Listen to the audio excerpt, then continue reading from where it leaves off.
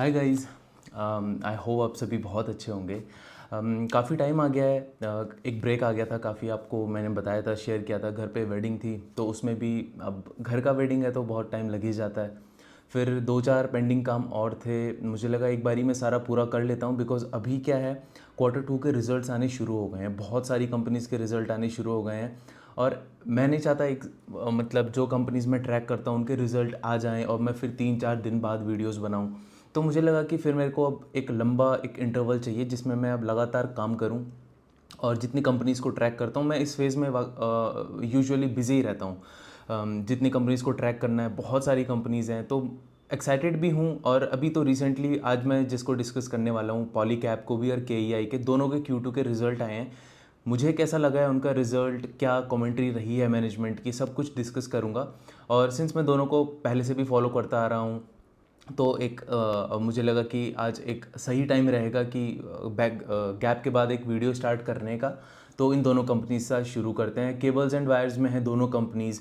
और पॉलीकैब से मैं शुरू करूंगा। पॉलीकैब का क्या है कि उसका एक FMEG का भी डिवीज़न है, जिसमें फास्ट मूविंग इलेक्ट्रिकल गुड्स, पंखे, आपके स्विच गियर्स, लाइट्स और ये सब चीज़ें उसमें आती हैं।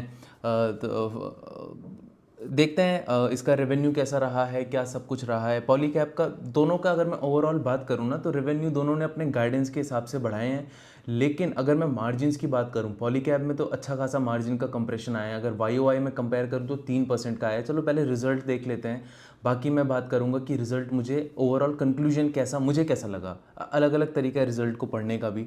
तो टॉप लाइन की अगर मैं बात करूँ, रेवेन्यू की मैं अगर बात करूँ, तो आप अपनी स्क्रीन पे देखेंगे रेवेन्यू 30% से YoY में जंप किया है Q2 FY25 में। अभी तक मैं Q1 FY25 का रिजल्ट डिस्कस करता था, अब आज से Q2 FY25 के रिजल्ट का डिस्कशन शुरू हो जाएगा, बहुत सारी कंपनीज़ का जो भी मैं ट्रैक करता हूँ।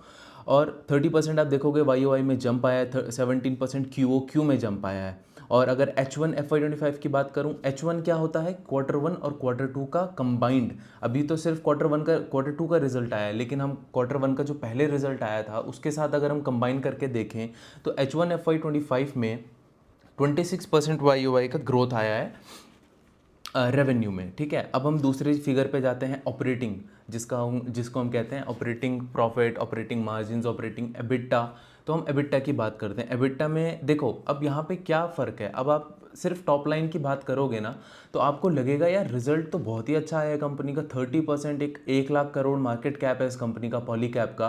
और उस बेस पे भी अगर ये 30% से ग्रो कर रही है तो नथिंग लाइक इट, बहुत ही अच्छी बात है।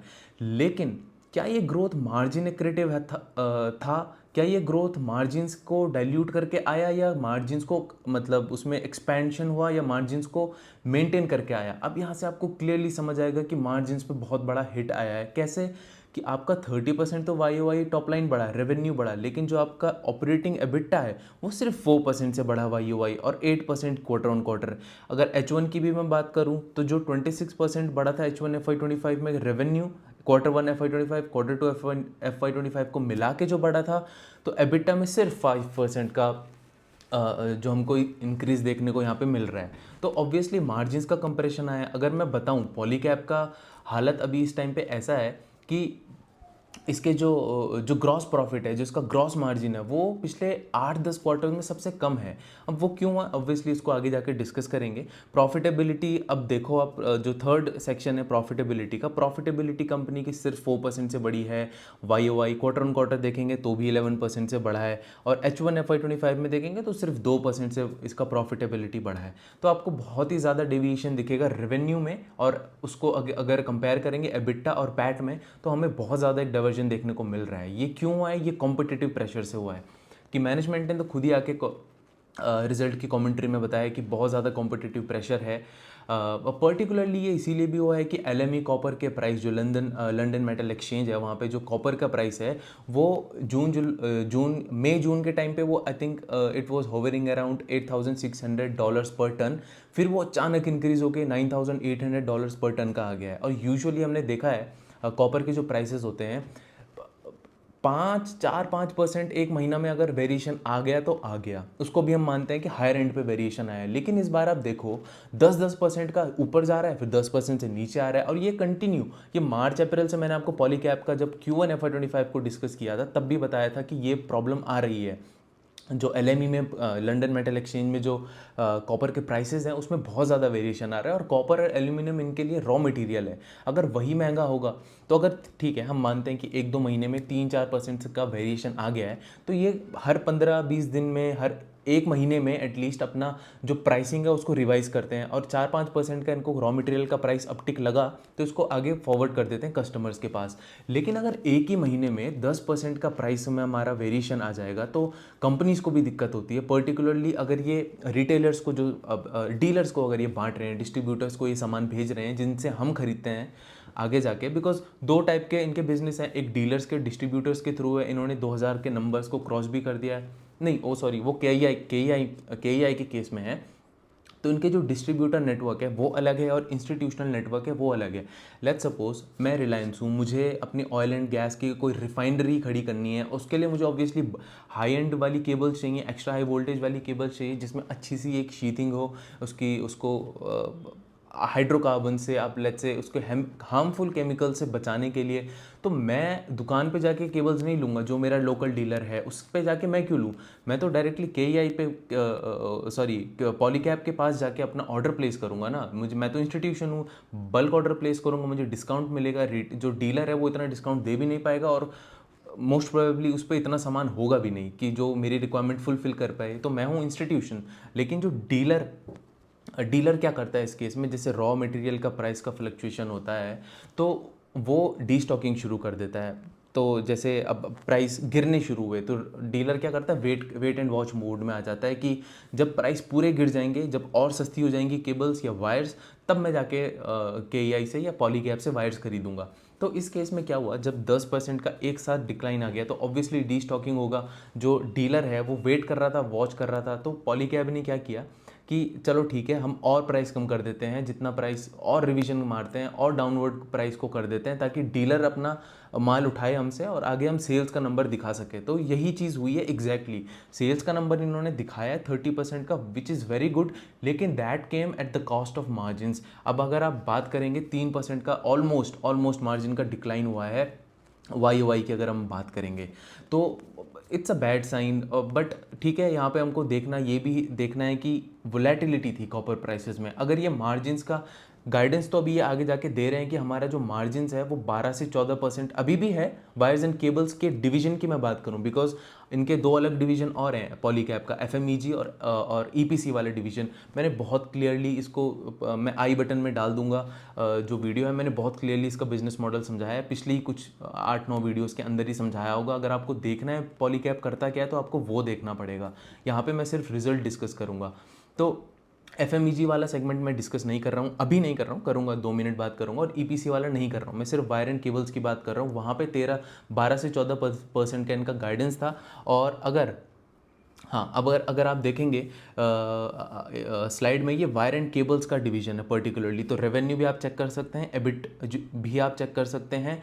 दोनों को केसेस में इन्होंने क्या किया है, Q2 FY24 का दिखाया है, Q1 आप कॉलम्स चेक करो, Q2 FY24 का दिखाया है, Q1 FY25 का दिखाया है, Q2 FY25 का दिखाया है। और इसके साथ में जो बड़े बड़े दो ग्राफ्स दो बार और हैं, उसमें H1 FY24 का है जो पिछले साल के शुरू के 6 महीने थे, और इस साल के जो शुरू के 6 महीने अभी हो गए हैं, अप्रैल मई जून जुलाई अगस्त सितंबर। तो ये H1 FY25 और H1 FY24 को भी इन्होंने दो लास्ट के कॉलम्स में कंपेयर किया है। तो अगर आप देखोगे इसमें मैंने ये स्लाइड आपको इसलिए दिखाई है, आप पॉज करके आराम से नीचे पढ़ लो क्या लिखा है, आपको अच्छे से समझ आएगा कि बिजनेस में चल क्या रहा है। और जो चीज़ें इसमें समझ नहीं आएंगी वो मैं आपको ऐसे एज यहाँ पे बोल के बता रहा हूँ, ताकि आपको पढ़ने में कोई दिक्कत ना हो। कॉम्पिटिटिव इंटेंसिटी कंपनी यहाँ पे नीचे आप पढ़ोगे तो वही कह रही है। वो क्यों हुआ है, अगेन मैंने आपको बताया कि चैनल में डी स्टॉकिंग हो रही थी डीलर्स के एंड पे, तो इन्होंने प्राइस को और कम किया। ऑब्वियसली केबल्स में और इनका वायर्स वाले पर्टिकुलर सेगमेंट में बहुत सारी कंपनीज घुसी हुई हैं। KEI भी अच्छा खासा उसमें आई थिंक 12-13% का उसका भी मार्केट शेयर है, इसका 25% का है। और पॉलीकैब जैसे जो मार्केट लीडर होता है ना, उसको क्या करना होता है, अपना मार्केट नहीं खोना है। जस्ट बिकॉज कॉपर के प्राइसेस बढ़ गए हैं तो ये क्या करता है, कॉपर के प्राइसेस को आगे तो ट्रांसफ़र नहीं कर सकता है एकदम से, क्योंकि इसका सेल रुक जाएगा। अब सेल रुक जाएगा तो और कंपनीज अगर प्राइसेस इस बीच कम कर दिया तो वो कंपनीज मार्केट शेयर ले लेंगी पॉलीकैब से। तो पॉलीकैब को जब वोलेटिलिटी होती है रॉ मटेरियल प्राइसेस में, इतनी ज़्यादा वोलेटिलिटी इतने कम ड्यूरेशन में जब होती है तो एक हिट लेना ही पड़ता है मार्केट लीडर को, यह आपको समझना पड़ेगा। इसीलिए पॉलीकैब और केईआई को मैं डिस्कस इसीलिए कर रहा हूँ, इनके valuations they are on the higher side. तो मैं यहाँ पे आके ये बिल्कुल नहीं बताने वाला हूँ कि स्टॉक मार्केट के स्टॉक प्राइस के पर्सपेक्टिव से ये बहुत अच्छे मुझे लग रहे हैं, बिल्कुल नहीं लग रहे हैं। 60 के अबव हैं दोनों तो, और ग्रोथ ये कर रहे हैं 20-25-30% का, केईआई का तो 17% का ग्रोथ है। तो margins valuations are on the higher side for me at least. तो लेकिन इसको मैं फिर डिस्कस क्यों कर रहा हूँ, डिस्कस इसीलिए कर रहा हूँ बिकॉज अगर आप केईआई नहीं समझोगे, पॉलीकैब का बिजनेस मॉडल नहीं समझोगे, आपको समझ नहीं आएगा कि बिजनेस लीडर क्या कर रहा है, तो आपको डेल्टन केबल समझ नहीं आएगा और आरआर केबल भी समझ नहीं आएगा। जितने भी छोटे प्लेयर्स हैं जो अच्छे से ग्रो कर रहे हैं, हाई पेस से ग्रो कर रहे हैं, तो आपको वो भी समझ नहीं आएगा। इसीलिए आपको ये समझाना बहुत ज़रूरी है।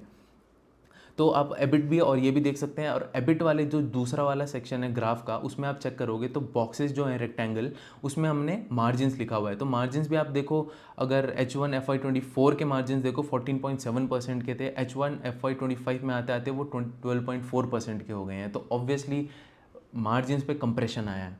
बाकी ठीक है, बाकी एक और ये वाला इसका सेगमेंट देख लेते हैं। ये इसका FMEG वाला सेगमेंट है जो आप अपनी स्क्रीन पे अभी देख रहे हैं। तो FMEG सेगमेंट में भी इन्होंने यही कहा कि ठीक है हमारा ग्रोथ आया है 18% YOY, तो इनका डिवीज़न ग्रो किया है। लेकिन प्रॉब्लम क्या है इस डिवीज़न के साथ कि अभी भी ये लॉसेस में है, ये प्रॉफिट जनरेट नहीं कर पा रहा है बिकॉज इन्होंने अभी अभी ज़्यादा टाइम नहीं हुआ इनको FMEG शुरू करे हुए। और ये सारा कुछ FMEG में इनके जो फैंस हैं, जो स्विच बोर्ड्स हैं, स्विच गियर्स हैं, और आपका लाइट्स हैं, ये जितना भी ये चीज़ें इसमें बनाते हैं ये खुद इन हाउस मैन्युफैक्चर कर रहे हैं। और जब तक इनका स्केल अप नहीं होगा ये डिवीज़न, जब तक जिसे हम कहते हैं ना कि कैपेसिटी यूटिलाइजेशन जब तक बहुत ज़्यादा नहीं हुआ 70% के अराउंड, तब तक इनका ब्रेक इवन नहीं होगा। और उसके बाद तो ऑब्वियसली प्रॉफिट जनरेट करेंगे।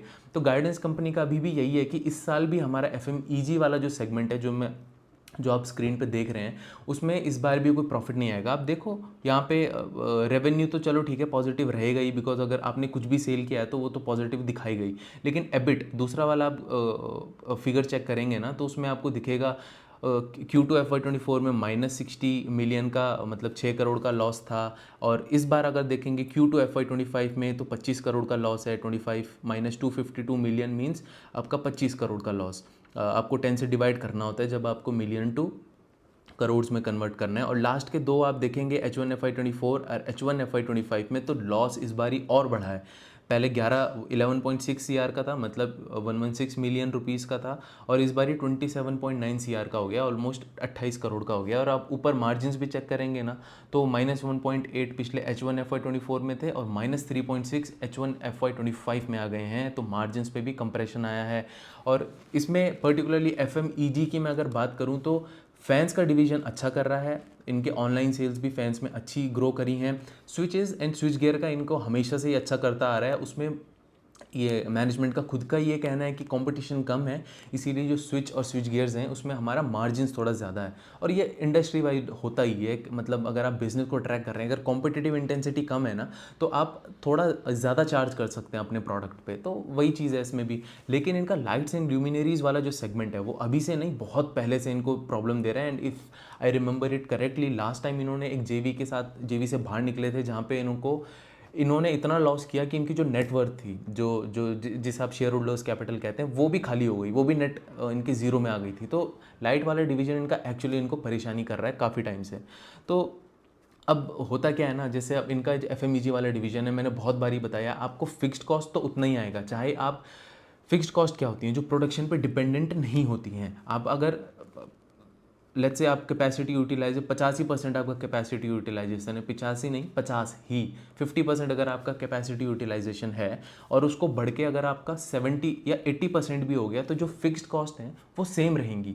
तो आपका फ़ायदा तभी होता है जब आप अपना कैपेसिटी यूटिलाइजेशन को ज़्यादा से ज़्यादा कर पाएँ, because fixed cost as a proportion to your revenue will then decline. तो आपको उसमें कॉस्ट का बेनिफिट मिलता है और आप उस कॉस्ट को फिर जब आप ऑब्वियसली कॉस्ट का बेनिफिट मिलेगा तो आपको प्रॉफिट में भी रिफ्लेक्ट करेगा। तो उस वजह से आपका फिक्स्ड हाई कॉस्ट तो रहेगा ही, वो तब भी रहेगा, अभी भी है, बिकॉज कम यूटिलाइजेशन है कैपेसिटी का, और आगे जाके भी रहेगा जब ज़्यादा यूटिलाइजेशन होगा कैपेसिटी का। तो और A&P स्पेंड्स, क्योंकि इनका सिंस FMEG जो प्रोडक्ट हैं, आप जैसे मैंने बताया fans, lights, switch and switch gears वगैरह, तो इसमें क्या है, इसमें तो कंड्यूट पाइप्स भी ये बनाते हैं, इसमें आपको एडवर्टीजमेंट बहुत ज़्यादा करना पड़ता है। मैं सूर्या की बल्ब क्यों खरीदूंगा, बिकॉज मैंने देखा है टीवी में या फिर इन्फ्लुएंसर्स को सूर्या का प्रमोट करते हुए। मैं किसी का भी तभी लूँगा ना जब वो एडवर्टीजमेंट अपने में ज़्यादा करेगा। तो ये 4 से 5% ऑफ इनका जो B2C जो बिज़नेस है उसका जो रेवेन्यू है, B2B भी ये देते हैं, जो मैंने बोला इंस्टीट्यूशनल सेल्स जो हो गई है, B2C में भी ये देते हैं, जिसमें ये डीलर्स को जाके वायर्स एंड केबल्स देते हैं या फिर FMEG प्रोडक्ट्स देते हैं। तो जितना भी इनका B2C से रेवेन्यू आता है उसका 4 से 5% ये एडवर्टीजमेंट में यहाँ पे खर्च करने वाले हैं। तो ये इनका गाइडेंस है आगे जाके। बाकी एक थर्ड सेगमेंट इनका आता है EPC का सेगमेंट, वो आप अपनी स्क्रीन पे रेवेन्यू और एबिटा आप वैसे ही देखो जैसे मैंने आपको दोनों केसेस में बताया, तो इसमें ज़्यादा टाइम हम स्पेंड नहीं करेंगे। अब इनका कितना Q2 FY25 में टोटल इनकम EPC वाला इनका सेगमेंट में जो मैं डिस्कस कर रहा हूँ, EPC क्या होता है, इंजीनियरिंग, प्रोक्योरमेंट एंड कंस्ट्रक्शन। यहाँ पे ये बेसिकली ये ऑर्डर्स RDSS जो मैंने आपको बताया था, रिवेंट डिस्ट्रीब्यूशन जो स्कीम थी, जिसमें इनको केबल्स वगैरह प्रोवाइड करनी होती हैं। ये बेसिकली EPC के प्रोजेक्ट्स में बिड तभी करते हैं जब इनको पता होता है कि हमारी जो केबल्स हैं वो वहाँ खप जाएंगी, हम अपना केबल्स उठा के इस EPC वाले काम में लगाएंगे। तो इनको केबल्स वाले के लिए भी बिजनेस मिल गया, और EPC में जो भी ये थोड़ा बहुत कमाते हैं मार्जिन्स, तो देखेंगे मार्जिन्स में तो अब अच्छे खासा चल रहा है इनका 11.4% का एबिट वाले सेक्शन जो इनका ग्राफ है, सेकंड वाला ग्राफ, उसमें बॉक्स के अंदर आप देखो मार्जिन्स अच्छे खासे हैं। भी 11.8% का Q2 FY25 में मार्जिन्स था, और लॉन्ग टर्म में मार्जिन्स का गाइडेंस इन्होंने रखा है हाई सिंगल डिजिट। तो आगे जाके कम होने का चांसेस हैं, अभी ज़्यादा है तो हमको फ़ायदा उठाना चाहिए इस चीज़ का। जो भी ऑलरेडी ऑफ कोर्स इन्वेस्टेड है, नया इन्वेस्टमेंट के लिए मैं तो एडवाइस नहीं करूँगा, वैसे भी एडवाइस मैं नहीं करता हूँ, लेकिन अगर आप सोच भी रहे हैं तो मैं कहूँगा रहने दीजिए। अगर से एबिटा हमने देख लिया कैसा कैसा है, और इसको आप पॉज करके देख सकते हैं, मैंने आपको EPC बता दिया क्या होता है। तो ठीक है, पॉलीकैब की मैंने बात करी, इनका इनका मैनेजमेंट का ये कहना है कि हमारे आगे जाके जो मार्जिन्स हैं वो ठीक होने वाले हैं। ये वन ऑफ था, पिछले बार भी थोड़ा मार्जिन्स में कंप्रेशन था, इस बार भी मार्जिन्स में कंप्रेशन है। ये obviously because of the volatility in raw material prices, but ये एक बार का धंधा नहीं है, ये कब से धंधा कर रहे हैं। तो वोलेटिलिटी जब भी आती है थोड़ा सा आपको 1-2 क्वार्टर्स का हिट होना ही पड़ता है।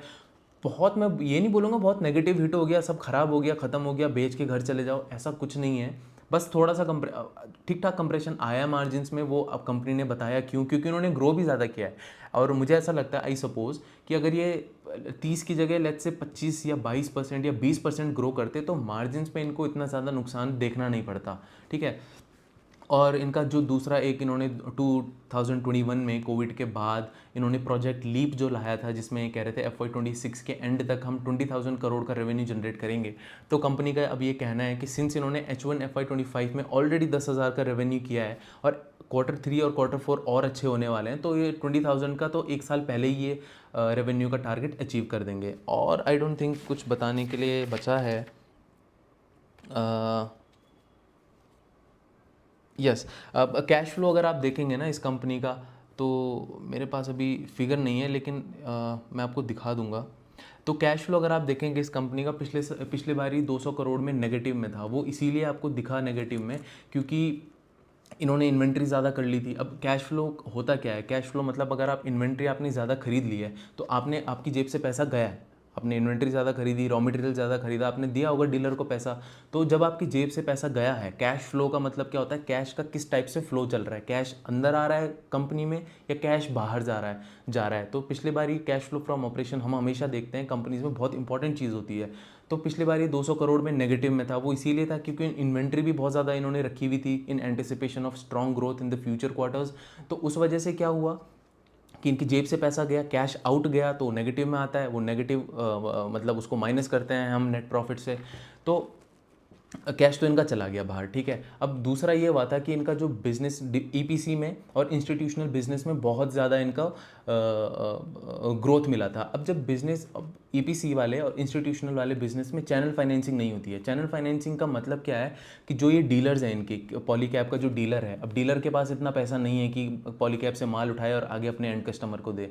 तो पॉलीकैब हेल्प करता है बैंक के थ्रू कि पॉलीकैब बोलता है ये हमारा डीलर है, ट्रस्टवर्दी है, आप इसको लोन दे दो। थोड़ा सा security, as a security bank को, पॉलीकैब को प्रोवाइड करनी पड़ती है। पहले वो 50% थी, अब वो 15% पे आ गई है। तो चैनल फाइनेंसिंग, लेकिन होता क्या है, चैनल फाइनेंसिंग जब इम्प्लीमेंट होती है तो डीलर से तुरंत इनको पैसा मिलता है, तो इनके रिसीवेबल्स कम हो जाते हैं। रिसीवेबल्स क्या होता है, आपके डेटर्स होते हैं, मतलब आपने कितना पैसा लेना है अपने कस्टमर से, या फिर अपने जिसको भी आपने सामान बेचा है उसको कितना, उससे कितना पैसा लेना है।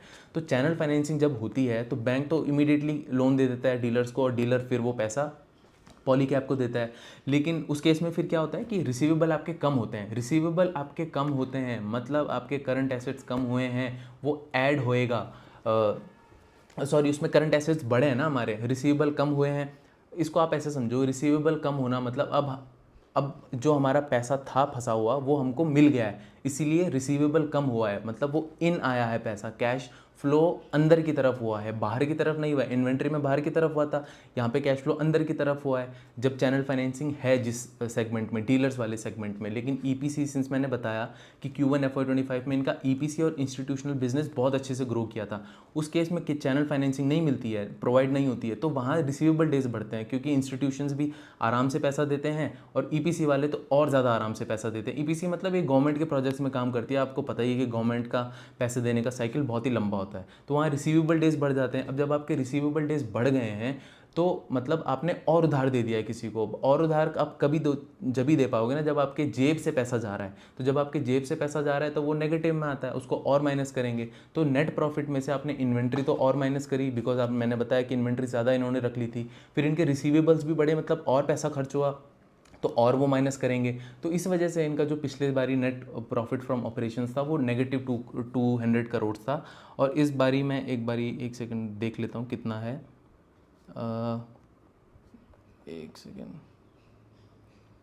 यस, वो इस बारी net flow from operating activities है 1546 CR का, मतलब 1500 करोड़ का। तो ये अच्छी बात है, ये अच्छी बात है, मतलब इनका इन्वेंट्री का भी ठीक ठाक जो एडजस्टमेंट होना था वो हो गया, और रिसीवेबल्स का भी जो एडजस्टमेंट होना था वो हो गया है। मैं आपको ऑब्वियसली फिगर दिखा दूंगा स्क्रीन पे, तो आपको और अच्छे से समझ आएगा। मेरे पास अवेलेबल नहीं था इसलिए मुझे थोड़ा टाइम लग गया।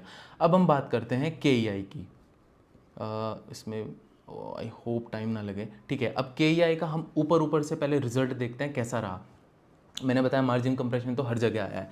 अब रेवेन्यू की हम बात करते हैं, आप अपनी पहले वाले ग्राफ को चेक करोगे तो रेवेन्यू बढ़ा है आपका 17.21% YOY से, और क्वार्टर ऑन क्वार्टर की बात करें तो भी 10.64% से बढ़ा है। एबिटा की मैं बात करूं, एबिटा क्या होता है, आपका ऑपरेटिंग प्रॉफिट, आपने कितना कमाया ऑपरेशनली आपने कितना कमाया। तो 12.30% YOY बढ़ा है, और अगर आप देखेंगे 2.20% QOQ बढ़ा है, और पैट तो आपका सिर्फ 10% बढ़ा है YOY, और क्वार्टर ऑन क्वार्टर भी आपका 3% बढ़ा है। तो आपको यहाँ पे एक चीज़ समझ आएगी, पॉलीकैब का डिट्टो यहाँ पे रिजल्ट कॉपी पेस्ट किया है। मैं रेवेन्यू की बात नहीं कर रहा हूँ, मैं एक ट्रेंड की बात कर रहा हूँ, मैं एब्सोल्यूट फिगर्स की बात नहीं कर रहा हूँ।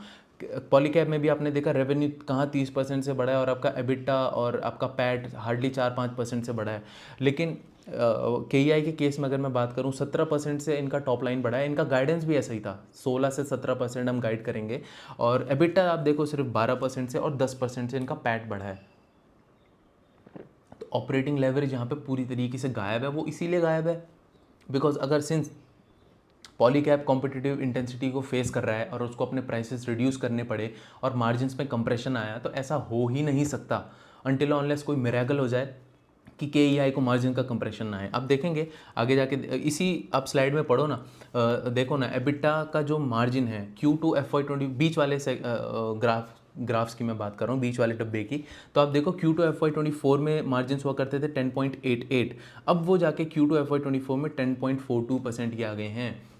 और ये ऑब्वियसली थोड़ा प्रॉब्लमेटिक है बिकॉज इनका खुद का गाइडेंस है कि 10.5% से 11% तक हमारे मार्जिन्स रहेंगे, बट ठीक है, हम क्वार्टर ऑन क्वार्टर बहुत ज़्यादा दिमाग लगा के नहीं देख सकते हैं, ठीक है, 1-2 क्वार्टर्स में वेरिएशंस आते हैं, और वैसे भी जो मैनेजमेंट गाइडेंस प्रोवाइड करता है वो पूरे साल के लिए करता है। और अभी भी केईआई का कहना यही है कि हाँ ठीक है, वन ऑफ था, हमारा मार्जिन्स में डाइल्यूशन आया है, लेकिन अगर हम H1 FY25 को, जो कि नेक्स्ट स्लाइड में आप देखोगे, H1 FY25 और H2 FY25 में हम देखेंगे, तो तब हमारे मार्जिन्स भले ही इस क्वार्टर में तो कम हुए, लेकिन अगर पूरे 6 महीने की बात करें तो अभी भी मार्जिन्स आप देखोगे कहाँ 10 पॉइंट, बीच वाला ग्राफ आप डब्बा आप देखो एबिटा का, 10.69% थे, अब वो 10.83% हो गए हैं, तो अभी भी 10.5 से तो ज़्यादा ही हैं H1 की अगर मैं बात करूँ। तो यहाँ से जाके कंपनी का यही कहना है कि मार्जिन्स में हमारा इम्प्रूवमेंट ही आने वाला है, और एज सच कोई प्रॉब्लम वाली बात नहीं है। और ऊपर से ना क्या है, 17% का इन्होंने गाइडेंस दिया, तो नेगेटिव सरप्राइज कुछ नहीं था। हाँ, मार्जिन्स में थोड़ा कंप्रेशन आया, लेकिन टॉप लाइन उन्होंने अच्छे से ग्रो करी है। अब मुझे ऐसा लगता है कि 17 भी ये थोड़ा कंजर्वेटिव साइड में कह रहे हैं, बिकॉज अगर आप फॉलो कर रहे हैं तो नेशनल इलेक्ट्रिसिटी प्लान जो आया है उसमें भी ट्रांसमिशन नेटवर्क में 9.15 लाख करोड़ का खर्चा होने वाला है अगले 5-6 सालों में। और ऑब्वियसली होगा ना कि पावर का डिमांड इस तरीके से बढ़ने वाला है, और सोलर जो एक इंडस्ट्री बढ़ रही है, विंड इंडस्ट्री जो बढ़ रही है, पर्टिकुलरली सोलर की अगर मैं बात करूं, इतना स्पीड से बढ़ रही है, तो सोलर को ग्रिड पे कनेक्ट करने के लिए और राउंड द क्लॉक आरटीसी जो हम पावर कहते हैं, राउंड द क्लॉक पावर को जनरेट करने के लिए आपको ट्रांसमिशन नेटवर्क चाहिए, वो भी high voltage DC transmission network. Because अगर लॉन्गर ड्यूरेशन है, 500-600 किलोमीटर से ऊपर की जब हम बात करते हैं इलेक्ट्रिसिटी ट्रांसमिशन में, तो वहाँ HVDC ज़्यादा प्रेफरेबल होता है रादर देन हम AC करंट को इधर से उधर करें, because AC current by its very nature उसका वोल्टेज और करंट दोनों ही ऑल्टरनेट करता रहता है, तो वो हर मिली सेकंड में इधर उधर अपनी डायरेक्शन चेंज करता है। तो आप देखेंगे जैसे भी आपके डिवाइसेस में या किसी में भी हीट जहाँ पे जनरेट होती है ना, तो हम सोचते हैं यार हीट क्यों जनरेट हुई है, वो इसीलिए जनरेट हुई है बिकॉज वहाँ पे इलेक्ट्रिसिटी का लॉस हुआ है, that's why the heat has been generated. तो लंबे ड्यूरेशंस के लिए हमें फ़ायदा ये होता है कि हम DC को ट्रांसमिट करें, बिकॉज DC में पावर लॉस थोड़ा कम होता है, ठीक है, और उसमें वो इजी भी पड़ता है, सस्ता भी पड़ता है, बिकॉज DC को ट्रांसफ़र करने के लिए हमको कंडक्टर्स भी कम चाहिए, कोरोना लॉस जिसको हम कोरोना डिस्चार्ज कहते हैं वो भी उसमें कम होता है। तो डिमांड मुझे लगता है पर्सनली कि इस कंपनी का और पॉलीकैब का भी 2-3 साल के लिए तो अच्छा रहने वाला है यार। मतलब इतना सारा, अब जो हम HVDC की जो ट्रांसमिशन लाइन है वो अभी 30 गीगावाट्स के अराउंड है पूरे इंडिया में, और वो अगले 2-3 सालों में डबल होने वाली है, 3-4-5-6 जो भी इनका गाइडेंस है 2030-32 तक का नेशनल इलेक्ट्रिसिटी प्लान में, तो वो डबल होने वाली है, वो 33 गीगावाट की और होने वाली है। तो ये पावर केबल्स लगेंगी ना, जो प्राइवेट इंडस्ट्री है, ऑयल एंड गैस हो, चाहे वो सीमेंट हो, स्टील हो, ऑटोमोटिव हो, और इनफैक्ट जो पॉलीकैब है उसने तो भारत नेट के जो प्रोजेक्ट निकाला है गवर्नमेंट ने, 50,000 करोड़ के प्रोजेक्ट्स पे बिड किया है, तो वहाँ भी ऑप्टिकल फाइबर केबल्स जाएंगी।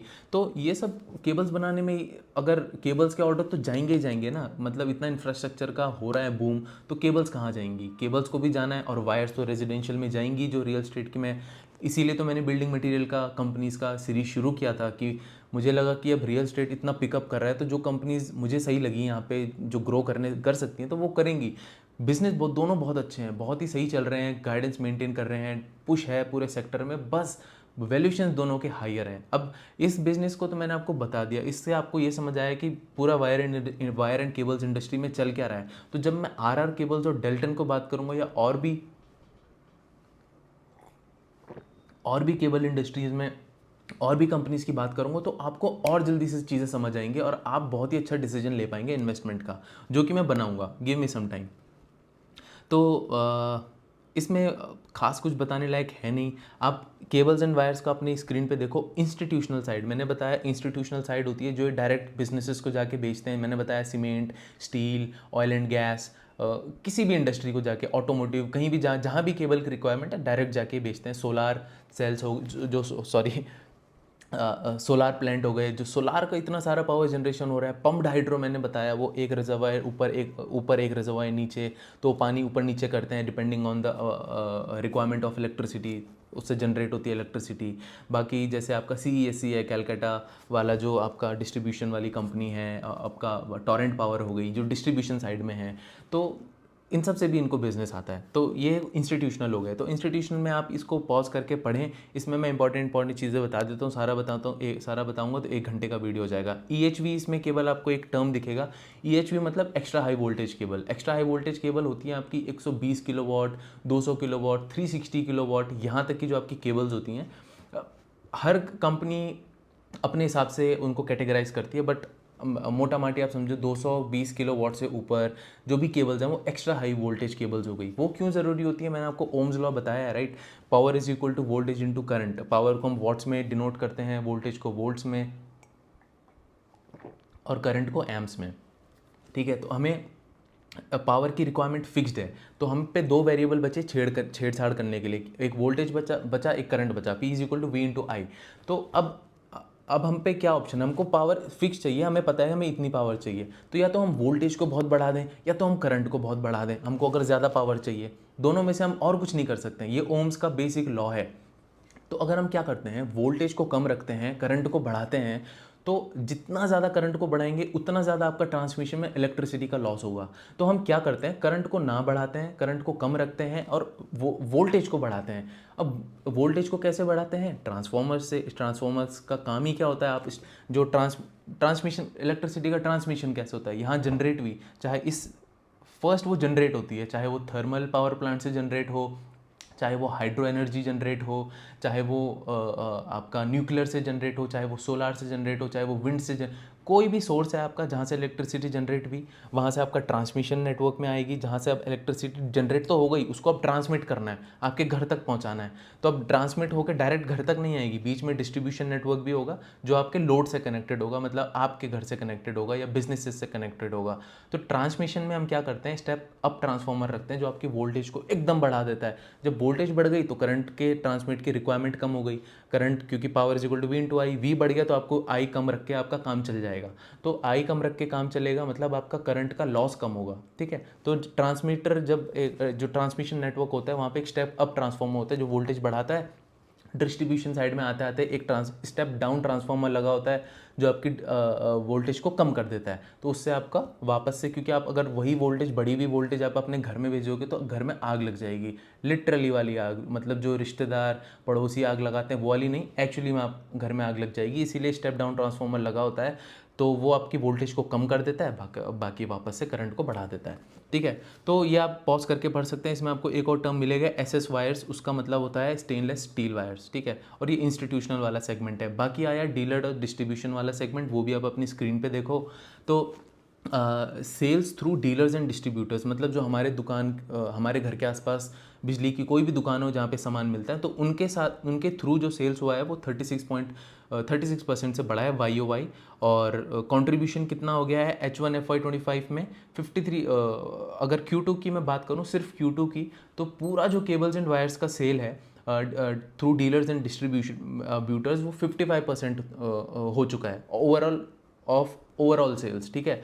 और H1 FY25 की बात करूं, मतलब पिछले क्वार्टर और इस क्वार्टर को मिला के, तो 53% का ओवरऑल सेल्स हमारा थ्रू डिस्ट्रीब्यूटर हो रहा है, हमारा मतलब KEI का। और इनके टोटल डीलर कितने हो गए हैं, 2038 नंबर ऑफ डीलर्स इनके अभी हैं। और ये क्या कर रहे हैं, KEI क्या कर रही है कि जो इनके छोटे छोटे डीलर्स हैं उनको हटा रही है और उनके प्लेस में बड़े बड़े डीलर्स ला रही है, ताकि इनका डिस्ट्रीब्यूशन में और ज़्यादा इनको एक बेनिफिट मिले। अब थर्ड सेगमेंट अब इनका देखो, EPC वाला, जो इनके EPC प्रोजेक्ट्स हैं, इसमें SS वायर, सॉरी इसमें आता है SS वायर जो स्टेनलेस स्टील वायर है। तो during H1 FY25 EPC contribution is 4.86%। और ये EPC को थोड़ा बहुत आगे लेके जाएंगे। EPC यूजुअली इसीलिए भी नहीं किया जाता ना, क्योंकि EPC का मार्जिन कम होता है। तो EPC वैसे भी थोड़ा सिक्लिकल वाला EPC वाला बिजनेस हो जाता है, क्योंकि हमेशा प्रोजेक्ट्स नहीं चलते हैं। अभी तो गवर्नमेंट एकदम खुले प्रोजेक्ट्स निकाल रही है, तो ये टेंडर मारते हैं, इनको प्रोजेक्ट्स मिल जाते हैं। प्राइवेट से भी काफ़ी सारे प्रोजेक्ट्स आ रहे हैं, जैसे मैंने बताया ऑयल, स्टील, इवन फार्मा से। और आपका सीमेंट से एकदम बहुत ही ज़्यादा वहाँ पे चल रहा है। मैंने स्टील के केस में आपको बताया किस तरीके से एक्सपेंशन चल रहा है पूरी इंडस्ट्री में और ऑयल एंड गैस में, तो वहाँ पे भी इनका केबल्स वगैरह यूज़ होता है। तो इस हिसाब से आपको दोनों रिजल्ट देखने हैं। आई होप मैंने बहुत ही अच्छे से डिटेल से आपको समझाया है। तो वैल्यूएशंस की अगर मैं बात करूँ, ऑब्वियसली मैंने ऑलरेडी कर दी है कि ऑन द हायर साइड है, बट ये बिज़नेस आपको समझने एक्चुअली में बहुत ज़रूरी है। इस बिज़नेस को बिना समझे अगर आप सोच रहे हैं कि जैसे आरआर केबल है, मुझे नहीं पता है कितने परसेंट से ग्रो कर रही है, लेकिन आप अगर उसमें पोजीशन बना के बैठ जाएं without understanding the leaders of the segment, तो आपका जो इन्वेस्टमेंट है ना वो सिर्फ भगवान भरोसे है। और बहुत लोग ये करते हैं, मैंने देखा है कि किसी भी सेक्टर में रैंडमली दो कंपनीज़ को उठाई, उनको पढ़ा, उसमें पैसा डाल के बैठ गए, और उनका जो हॉराइजन होता है वो इतना कम होता है, उनको समझ उसकी इतनी कम होती है कि पहले उनको लगता है यार बिज़नेस तो बहुत ही अच्छा है, मेरे को तो बहुत अच्छे बिज़नेस मिले। लेकिन जब वो 3 4 5 6 बिजनेसेस और पढ़ते हैं सेम सेक्टर में, तब उनका जो ओवरव्यू होता है वो बढ़ जाता है, उनका जो नॉलेज होती है, इन्फॉर्मेशन होती है, ऑब्वियसली बढ़ जाएगी। तब आपको रियल पिक्चर पता चलती है कि आपका जो बिज़नेस है वो कितने गड्ढे में है। जो आपको लग रहा था ना बहुत अच्छा कर रहा है, तो आप जब पीयर्स को कंपेयर करते हैं तो आपको लगेगा शिट यार, अगर मैं पहले उन 2 3 बिजनेसेस को और पढ़ लेता तो मैं इसमें इन्वेस्ट ना करके उसमें इन्वेस्ट करता, और अपना कैपिटल यहाँ खाली में मैंने ब्लॉक कर दिया। तो इसीलिए बिजनेसेस पढ़ने ज़रूरी होते हैं। बाकी एक्सिस का रिजल्ट आया है, एक्सिस बैंक का ओके रिजल्ट मुझे लगा। बहुत डिटेल में मैंने नहीं पढ़ा, but stock was up by more than 5% as far as I remember, जितने थोड़ा टाइम पहले मैंने देखा था। तो देखूंगा कल एक्सिस का, तो मैं 100% कल एक वीडियो बनाऊंगा, और आज रात तक किसी और बड़े बैंक का जो मैं डिस्कस करूंगा, जो मैं पढ़ता हूँ, जो मैं ट्रैक करता हूँ, आईसीआईसीआई हो, एचडीएफसी हो, किसी का भी रिजल्ट आता है तो तीनों का आएगा तो मैं तीनों को एक ही वीडियो में कंप्लीट कर दूंगा। कल बैंक्स का मुझे लगता है मैं वीडियोज़ बनाऊँगा। ठीक है, thank you so much. Abruptly and करते हैं अगेन इस वीडियो को। मिलते हैं आपसे नेक्स्ट वीडियो में। Thank you.